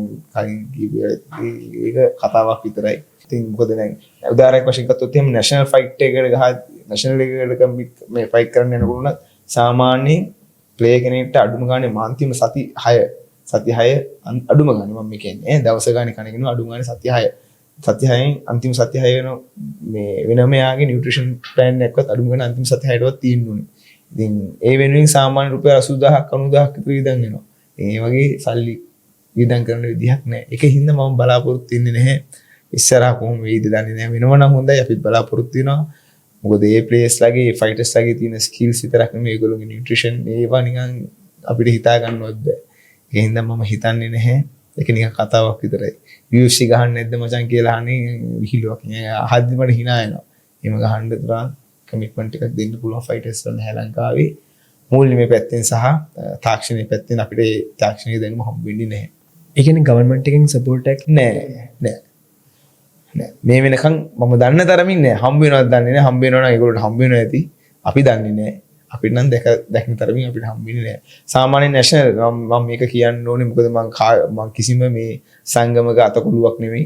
මම තනියෙන් ෆයිට් කරන මට අතන අපි කීප දෙනා අපේ කෝච් කෙනෙක්වත් නැහැ. ඒකින්ද අපිට මට කියන්න එපා කියන කෙනෙකුත් නැහැ. කියන්න කියලා කියන කෙනෙකුත් නැහැ.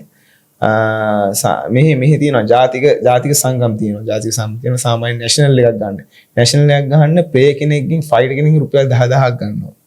පෙරට 10000ක් ගන්නවා. ඒතර ඔයා හිතන්න කුරුණෑගල ඉඳලා ළමෙක් කෙනා මේ ෆයිට් එකට රුපියල් 10000ක් දෙනවා එයාගේ රෙජිස්ට්‍රේෂන් ෆී එක. එතකොට එයා දවස් 3ක් 4ක් හොටෙල් එකට ඉන්න දවස් රුපියල් 5000ක් යන හොටෙල් එකට 5000 4ක් යන රුපියල් 20000යි. එතන 10000 රුපියල් 30000යි. ඒ ළමයා දවස් රුපියල් 1500 වේලෙක රුපියල් 500ක් දෙමුත් එක වේලෙකට රුපියල් 1500ක් කන්න ඕනේ. ඒතර දවස් 4ක් ඉන්නවා. ඒතර රුපියල් 3500 සාමාන්‍ය රුපියල් 35000ක් විතර නැෂනල් ටූර්නමන්ට් එක ඇවිල්ලා ෆයිට් කරන්න බලාගෙන ඉන්නවා. එතකොට ඒ රුපියල් 35000ක් විතර වියදම් කරලා ඒ මොනස්යාට අන්තිමට හම්බෙන්නේ සහතික පත්‍රයක් සහ මෙඩල් එක. ඔකට රුපියල් 1000ක් අන්නෙත් නෑ. රුපියල් 300ක්. හරි ඉතින් ඒක තමයි ඇත්ත. මේ ඉතින් ගොඩක් සංගම් එහෙම නොකරන සංගමුත් තියෙනවා. ගොඩක් සංගම් වල නම් කියන්නේ නැහැ.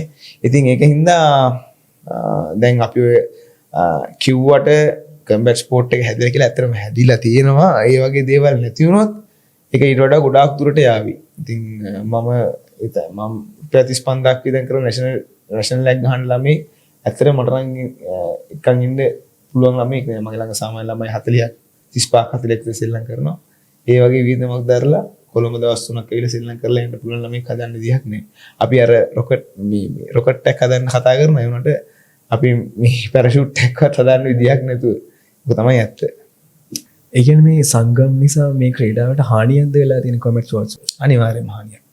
අනිවාර්යයෙන්ම ලොකු හානියක් වෙලා තියෙනවා. මොකද මේ සංගම් ඔක්කොම එක තැනකට එකතු වුණොත් කම්බැට් මම එක හැම වෙලාවෙම මම කියන්නේ මම මේ ෆයිට් එකක් කිව්වොත් මම හැම වෙලාවෙම කියන්නේ කම්බැට් ස්පෝර්ට්. මොකද අපි එක තැන කොටු වෙලා නැහැ. මම කියන ක්‍රීඩකයා එක තැන කොටු වෙලා නැහැ. අපි හැමදාම වූෂු බොක්සින් කික් බොක්සින් නම් තායි බොක්සින් සඳහා ඔය හැම දෙයක්ම අපි කරනවා. ඒකින්ද දැන් ඔයා දන්නේ නැහැ මේ තැන විතරක් තියෙනවා නම් මේක මේ විදිහට තමයි හැමදාම යන්නේ කියලා. තව තැනකට ගියාම ඒ විදිහ වෙනස් මේක වෙනස්. තව තැනකට ගියාම මේ විදිහ වෙනස් තව. ඒතර ප්‍රෝ ගත්තාම ප්‍රොෆෙෂනල් ලෙවල් එක ගත්තාම දැන් ඇත්තටම හොඳයි ගොඩක් හොඳයි. දැන් සාමාන්‍යයෙන් යම්කිසි ප්ලේයර් කෙනෙක් වුණත් සාමාන්‍යයෙන් දැනෙන මුදලක් හම්බ වෙනවා. කර්ම ෆයිට් ලීග් තමයි ඒක ඇත්තටම පටන් ගත්තේ. ඒක මම කියන්න ඕනේ කට ඇරලා. ඉතින් ඒ හින්දා ප්ලේ කෙනෙක්ට වටිනාකමක් තියෙන මුදලක් හම්බ වෙනවා. ඉතින් ඔක තමයි තාත්තේ. ඉතින් අපිට ඉන්ටර්නැෂනල් ලෙවල් එක මම හිතන්නේ නැහැ මේ UFC one championship වගේ එකක අපිට අපේ ප්‍රේස්ලා දකින්න පුළුවන් කියලා. තව අවුරුදු 10කින් දකින්න පුළුවන් නම් අපි ගොඩක් දිනුවා. ඒ කියන්නේ UFC කියන්නේ හීනයක් කියලා තමයි අයියා කියන්නේ. අනිවාර්යෙන්ම. ඇත්තටම මේ අපි දකිද්දි පේන තියෙන දෙයක් තමයි මේ මීඩියා කවරේජ් එක මීඩියා සපෝට් එක මැදි මේ ස්පෝර්ට්ස් වලට. මොකක්ද මේකට රීසන් එක? කියන්නේ කමියුනිකේට් කරන්න අමාරුද මීඩියාස් වලට මේවත් එක්ක? මම හිතන්නේ මොකද මේ සම්බන්ධයෙන් දැනුමක් තියෙන පුද්ගලයෝ නැහැ. ඒ කියන්නේ හරි ලංකාවේ මිනිස්සු හරි කතානුගතිකයි. දැන් අලුතෙන් දැන් අපි කියනවා අපි අර ගම්පෙරළි කතාව වගේ තමයි. ඒ වෙනස්ුන් නැත්තම් ඒ ගෙදර අන්තිම කල්ලා ඉල්ල ඒ වගේ තමයි. ඉතින් මම අපි කම්බැට් ස්පෝර්ට් කියලා දැන් අපි ගත්තොත් එහෙම ඔයා මොනවද ගන්නේ මේ මම මේ තායි බොක්සින් කරගෙන මොනවද කියන්නේ මොනවද ගන්නේ ගහ ගන්නවා. ඉතින් අර ඒ දැනුම නැහැ මිනිස්සෙට. ඒ දැනුම දන්නේ නැතුව ඒක නිකන් අර මේ දැන් අත්‍තරම අපේ දෙමව්පියෝ ගත්තොත් එහෙම ඒගොල්ලෝ මේ ගැන කිසිම දෙයක් දන්නේ නැහැ. මගේ අම්මා දන්නේ නැහැ මම ෆයිට් කරනවා චැම්පියන්ෂිප් එක චැම්පියන්ට් එක කරනවා. එයාට ඒක ගානක් නැහැ. ඒ වගේ තමයි. ඉතින් ඒක මිනිස්සෙට දැනුමක් නැහැ. ඉතින් ඒකින්ද යම් කිසි කාලයක් ඇයි හැදෙන්න තිබ්බට වඩා හැබැයි දැන් හොඳයි. තිබ්බට වඩා දැන් හොඳයි. අපිට වඩා ගොඩක් දේශීය හිටියා අපි සවුත් ඒෂියන් ගුණී අයියා කියලා ආමීගේ ෆෝසස් එකේ ඒගොල්ලෝගේ එහෙම මේගොල්ලෝ මාර ෆයිටර්ස්ලා. ඒ වගේ කට්ටිය මම හිතන්නේ ඔයගොල්ලෝ දැන් හම්බෙන්නේ දකින්න බෑ. ඉතින් ඒගොල්ලෝ එහෙම වැල්ලා කියන අපිට වඩා උඩු ජෙනරේෂන් එකේ. ඉතින් ඔහොම වැල්ලා යනවා. ඉතින් ඉස්සරහට කම්බැට් ස්පෝර්ට් කියන දන ආවොත් උඩට හොඳයි. මේ මම කිව්වේ ඒකයි අර වන් චැම්පියන්ෂිප් UFC කියන තැනට අපිට යන එක හීනයක් තමයි. ෆයිටර්ස්ලාට වටිනාකමක් හදන්නද fighter.lk මේ කරන වැඩේ ගැන අයියාගේ අවංක අදහස කියමු බලන්න. ඇත්තටම හොඳයි. මොකද මේ දැන් ඔයගොල්ලෝ කරන්නේ මීඩියා කවරේජ් එකක් ඇත්තටම හම්බ වෙනවා. දැන් මේ දැන් මොකද්ද කියලා හරි බලන්නේ හරිද? ඒ වගේ දෙයක් කරන්න ඕනේ. ඉතින් ඒ වගේ දේවල් කරන එක ඇත්තටම හොඳයි. කම්බැට් ස්පෝර්ට් මොකද මේ කම්බැට් ස්පෝර්ට් කියන දේ වැහිලා ගිහිලා තමයි තියෙන්නේ ලංකාවෙන්. ඉතින් ඒ දේ ඕගොල්ලෝ ඉස්පතු කරලා ගන්න උඩර ගන්න හදන දේ ගැන ඇත්තටම සන්තෝෂයි. ගොඩක් වටින දෙයක් මේ කරන්නේ. ක්‍රිකට් රගර් ෆුට්බෝල් ඒ තුනට සීමා වෙලා තියෙන දේවල් ඉතින් එහාට ගේන්න හදන එක. මොකද හැමෝම අපි බලන්නේ හැමෝම කරන දේ කරන්නේ. ඉතින් ඕගොල්ලෝ මේ කරන්නේ වෙනස් දෙයක්.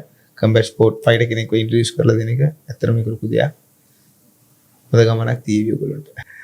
ස්තුතියි. මේ කේජ්ගෙන් එළියේ අපි නොදන්න සිල්වෙස්ටර් කවුද? ඒක ප්‍රශ්නයක් ඔයාගෙන් අහන්න. අපි දන්නේ කේජ් එකේ ඇතුළේ ඉන්න සිල්වෙස්ටර්. එළියේ ඉන්න සිල්වෙස්ටර් කවුද? එළියේ ඉන්න සිල්වෙස්ටර් ඇත්තටම ගොඩක් සරල චරිතයක් සහ කුකුල් කේන්තිකාරයෙක්.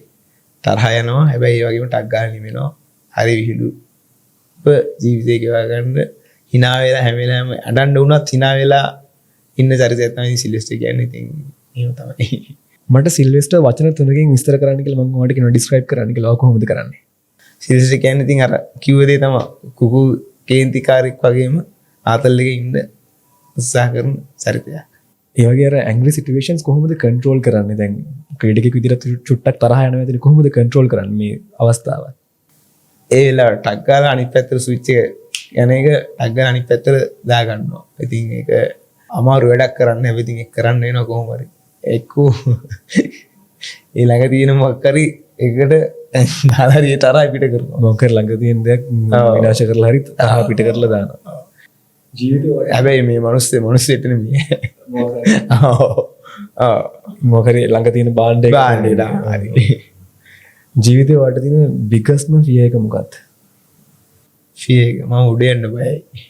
ඇයි උඩ යන්න බය? දැන් ඒ කියන්නේ උඩ යන්න බය කියන්නේ මේ එහෙම නෙමෙයි මම කියන්නේ උස තැන් වල ඇවිදින්න බයයි. ඒක විතරයි මට තියෙන බය වෙන්නම් මම බය නැහැ. මොකක්ද ඒකට හේතුව? ඇත්තටම ඒක දන්නේ මට ඒක මම හිතන්නේ උඩ ඉඳන් බලන්න යටිපතුලින් දාඩි දානවා. ඒක තමයි මට තියෙන බය වෙන නම් ඉතින් ඕන දෙයකට බය නැහැ. දීනේ කියලා ඉන්නවා. නෑ අර මට අර ප්‍රශ්නයක් ආවේ මෙච්චර මහසෝනත් එක්ක හරි ගහ ගන්න ලෑස්ති සිල්වෙස්ටර් ඇයි උඩ යන්න බය? තට්ටු තුනට වඩා උඩට යනකොට බයයි. ඒ කියන්නේ පුංචි කාලේ ඉඳලා තියෙන බය. ජීවිතේ සක්සස් කියලා ඔයා හිතන්නේ මොකක්ද සාමාන්‍යයෙන්? මොකක්ද සාර්ථකත්වය කියලා ඔයා දකින්නේ? තමා හිතේ එකව තමාට සතුට වෙලා ඉන්න පුළුවන් නම් ඔයා හිටපු තැනයි දැන් තැනයි එක්ක ඔයා කම්පෙයාර් කරද්දි ඔයා හිටපු තැනට වඩා ඔයා දැන් තැන අඩියක් හරි ඔයා ඉස්සරහින් ඉන්නවනම් ඒකට වඩා සතුටු වෙන්න පුළුවන්. ෆයිට් එකේදී අඬපු දවසක් තියෙනවද? හොඳටම අඬපු දවසක් ෆයිට් එක පෙරදිලා. අපෝ තියෙනවා ඕන දැන් තියෙනවා. ඒ දවස්වල ඉතින් වයිෆ්වත් කතා කරන්න ඉන්නේ ළඟට. ඇවිල්ලා ඉතින් පොඩ්ඩක් ඔය ඔළුවත කාලා යනවා. ඉතින් දවස් දෙක තුන අඬනවා. ඒ කියන්නේ දැන් ඔය මතක් වෙද්දි තැනෙන්නේ යනවා. ඒ තරම් ආදරේ. ඒ තරම් ඒක තමයි මම කියන්නේ.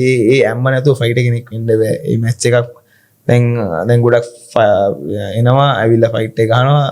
දිනවද පෙරදුනත් ගිහලා ලස්සන අනිත් පැත්තේ ගිහලා ලස්සන ඇඳුමක් කරගෙන සෙල්ෆි එකක් ගන්නවා. අපිට එහෙම මං එහෙම බයින ඕන තරම් මගේ මේ ළමයින්ට බයිනවා.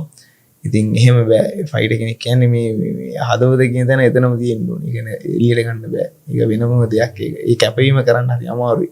ඒකින් තමයි මේ ක්‍රීඩාවේ රැඳිලා ඉන්නේ. 100ක් ගත්තොත් එහෙම මේ ක්‍රීඩාව මම හිතන්නේ එක්කෙනෙක්වත් කරයි කියලා 100 දෙනෙක් ගත්තොත් ඒ තරම් මාර අඩුයි මාරයා මේ ස්පෝර්ට් එකට නිල්න කට්ටිය.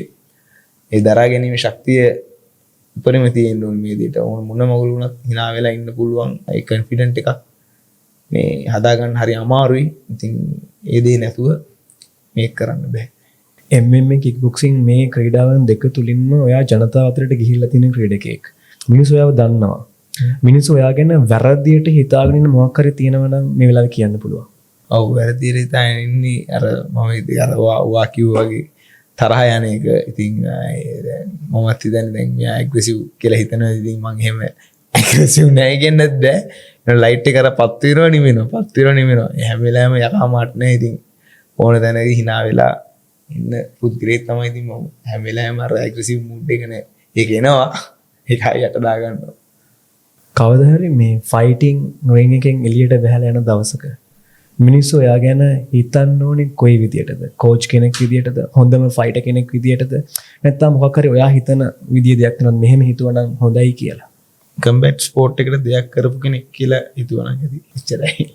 එතනින් එහා වෙන මොකුත් නැහැ. මේ ස්පෝර්ට් එක දියුණු කම්බැට් ස්පෝර්ට් එකට මහන්සිද පුද්ගලෙක් කියලා කිව්වනම් ඇති. කේජ් එකේ අන්තිමම ෆයිට් එක ඉවර වෙලා කේජ් එකෙන් බහලා යන දවසට ඔයාට මොකක් හිතෙයිද? අන්න ඒ දවසට මම හරි බයයි. මොකද හිටියනම් සිලෙස්ටි කියලා පුද්ගලෙක් ඒ පුද්ගලයා සම්පූර්ණයෙන් වෙනස් කරේ මේ ක්‍රීඩාව කම්බැට් ස්පෝර්ට්. මොකද මේ ඒකෙන් තමයි මම වෙනස් වුනේ. ඒකෙන් තමයි මම හොඳ පුද්ගලෙක් වුනේ. ඉතින් ඒ ෆීලිං එක කවදා හරි ඒවි. ඉතින් ඒකට හිත හදාගන්න හරි අමාරුයි. ඒක කපාට කරන්න බෑ. ඒක චුට්ට දැන් ඉඳන් මේ හදාගෙන යන ගමන් ඉන්නේ ඒක. ඒක හරි අමාරුයි ඒක. ඒක දරා ගන්න අමාරු හැඟීමක්. අනිවාර්යයෙන්ම අමාරුයි. ඒ කියන්නේ ඒක මතක් කරන්නේවත් නැහැ. නෑ. දෙනුත් තැනින්නවා. ලොකු ගමනක් ලොකු දුරක් ඇවිල්ලා තියෙන ලොකු කට්ටක් කාලා. මේ ජර්නි එක ඇතුලේ ඔයාට ස්තුති කරන්න කවුරු හරි ඉන්නවා නම් මේ වෙලාවේ ස්තුති කරන්න පුළුවන් අයියේ. ඇත්තටම මේකෙදි මම ස්තුති කරනවා නම් මගේ ඉස්සෙල්ලාම ස්තුති කරනවා මගේ ට්‍රේනින් පාර්ට්නර්ස්ට. මොකද ඒගොල්ලෝ හින්දා තමයි මම මේ ක්‍රීඩාව කරගෙන ගියේ.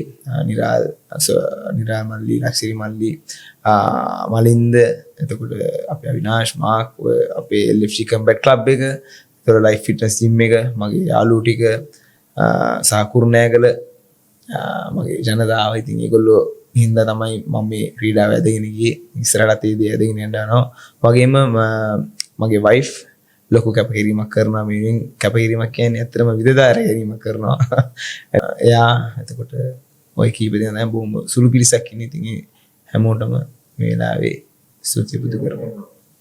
බොහොම ස්තුතියි අපේ ප්‍රෝග්‍රෑම් එකට එකතු වුණාට. ඉතින් ශ්‍රී ලංකාවේ කම්බැට් ස්පෝර්ට්ස් එක වෙනුවෙන් තාම ලොකු කන්ට්‍රිබියුෂන් එකක් දුන්නු කෝච් කෙනෙක් විදියට, ෆයිටර් කෙනෙක් විදියට, කික් බොක්සිං ඒ වගේම තමයි MMA මේ ස්පෝර්ට්ස් දෙක වෙනුවෙන්ම ලොකු වැඩක් කරපු චරිතයක් තමයි සිල්වර්ද සිල්වා කියලා කියන්නේ. ඉතින් ඔහුට සුබ පතනවා. ඒ වගේම මෙවන් වැඩසටහන් බලන්න අපිත් එක්ක නිරන්තරයෙන් රැඳී ඉන්න කියලා ආරාධනා කරනවා. අපි The Fighters Voice.